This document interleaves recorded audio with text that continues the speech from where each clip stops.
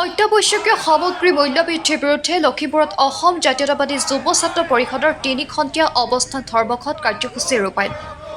দৈনিক বৃদ্ধি পাইছে অত্যাৱশ্যকীয় সামগ্ৰী, ইন্ধনজাতীয় সামগ্ৰীৰ লগতে জীৱনদায়িনী ঔষধৰ মূল্য। অত্যাৱশ্যকীয় সামগ্ৰীৰ আকাশলংঘী মূল্য বৃদ্ধিয়ে সমস্যাত পেলাইছে সৰ্বসাধাৰণ ৰাইজক। অত্যাৱশ্যকীয় সামগ্ৰীৰ মূল্য বৃদ্ধি ৰোধৰ দাবীত লখিমপুৰ নগৰ জিলা আয়ুক্ত কাৰ্যালয়ৰ সন্মুখত অসম জাতীয়তাবাদী যুৱ ছাত্ৰ পৰিষদ লখিমপুৰ জিলা সমিতিয়ে ৩-খণ্টীয়া অৱস্থান ধৰ্মঘট কাৰ্যসূচী ৰূপায়ণ কৰে।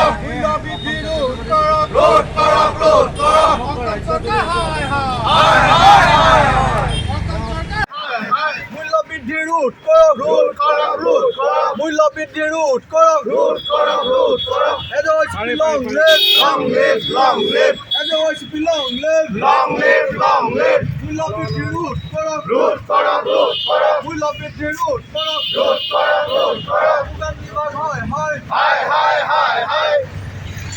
যোগান মন্ত্ৰী go back, যোগান মন্ত্ৰী go back, যোগান মন্ত্ৰী হয়, যোগান মন্ত্ৰী হয়। মূল্যবৃদ্ধি ৰোধ কৰক, মূল্যবৃদ্ধি ৰোধ কৰক, long live, মূল্যবৃদ্ধি ৰোধ কৰক, মূল্যবৃদ্ধি ৰোধ কৰক, যোগান বিভাগ হয়।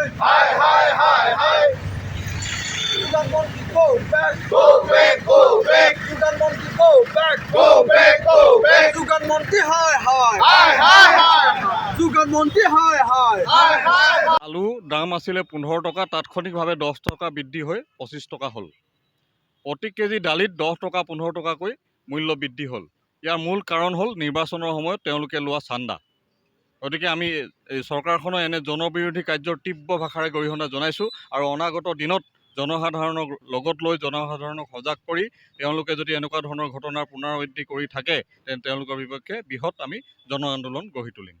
আৰু ৰাজ্য চৰকাৰখনে বনিয়া গোষ্ঠীৰ পৰা নিৰ্বাচনৰ বাবে যি হাৰত চান্দা ল'লে তাৰ ফলশ্ৰুতিত আজি মূল্যবৃদ্ধি হৈছে বুলি আমি অসম জাতীয়তাবাদী যুৱ ছাত্ৰ পৰিষদে উপলব্ধি কৰিছোঁ।